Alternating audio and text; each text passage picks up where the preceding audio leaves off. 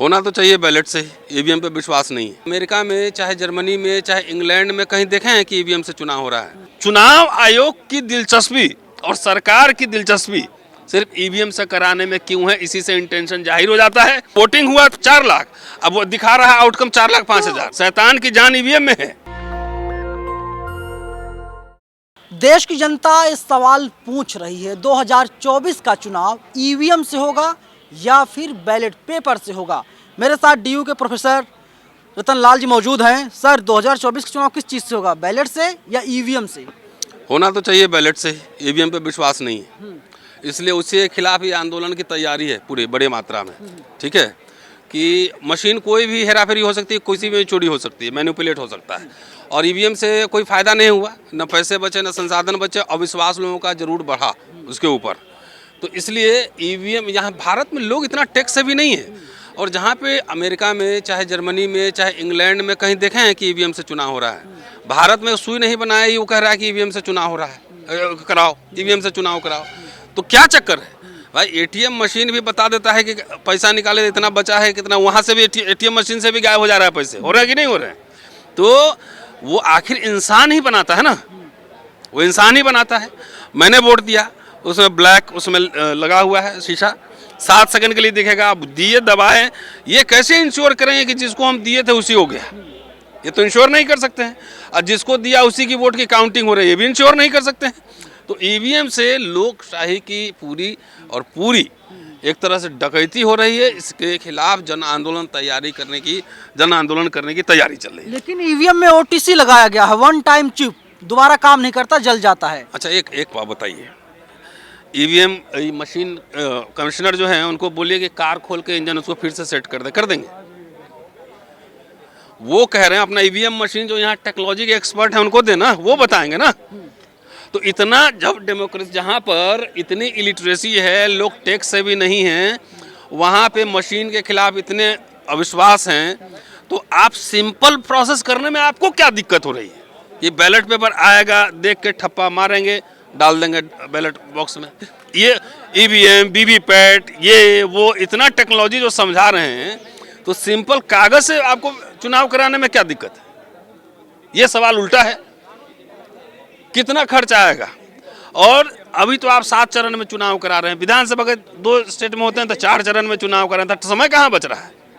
अब देश की जनता बोली है कि हमको, अगर मान लो कि बैलेट पेपर से टाइम भी लगेगा काउंटिंग में, तो देश की जनता आके आपको आवेदन दी है कि हम रिजल्ट के लिए बहुत हड़बड़ी में हैं, बोली है। देश की जनता ने कोई आवेदन दिया आके कि चुनाव आयोग महोदय, हम जो है जल्दी से जल्दी चुनाव का रिजल्ट चाहते हैं, बोला है कोई? चुनाव आयोग की दिलचस्पी और सरकार की दिलचस्पी सिर्फ ईवीएम से कराने में क्यों है, इसी से इंटेंशन जाहिर हो जाता है कि इसमें मामला गड़बड़ है। लेकिन कोई पहली बार नहीं हो रहा। जो आप तथ्य दे रहे हैं कि जनता नहीं आती, कि हमको 2 दिन में, 4 दिन में नतीजे चाहिए, चुनाव आयोग महीना ले लेता, 1.5 महीना ले लेता चुनाव करवाने में, नतीजे देने में, लेकिन ये पहली बार नहीं हो रहा है, पहले भी होता रहा है ऐसा। अरे भाई, तो धीरे धीरे डिसकंटेंट पे, पहले तो लोगों को कुछ समझ में नहीं आया, ठीक है जी।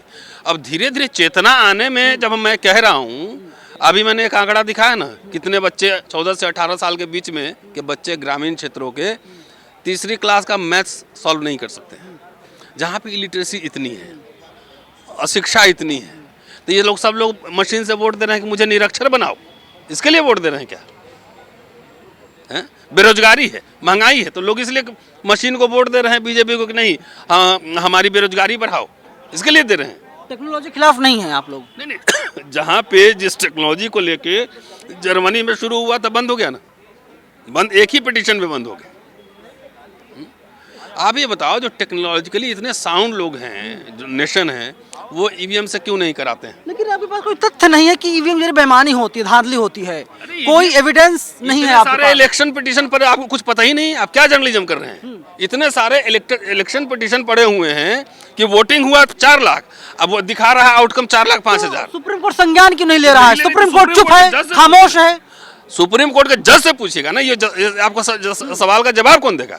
जब 19 लाख ईवीएम गायब है तो जज से पूछिएगा नहीं, ये जज को जवाब देना चाहिए कि जब वहाँ पत्रकार के नाम पर जब ये रात में सुनवाई हो सकती है, तो सुप्रीम कोर्ट ईवीएम का मसला इतना सेंसिटिव मसला है, इलेक्शन पिटीशन कहीं पड़े हुए हैं, 5 साल हो गए, उस पर सुनवाई क्यों नहीं हो रही थी? तो सुप्रीम कोर्ट को देना चाहिए ना, या जुडिशरी को इसका जवाब देना चाहिए, नहीं देना चाहिए कि सब जवाब मैं थोड़ी दूंगा। तो राइट विंग वाले कह रहे हैं कि रतन लाल का इसमें क्या काम है, ड्यूटी है जाए स्कूल में कॉलेज में पढ़ाए, विश्वविद्यालय में उनका पढ़ाए। क्या काम है?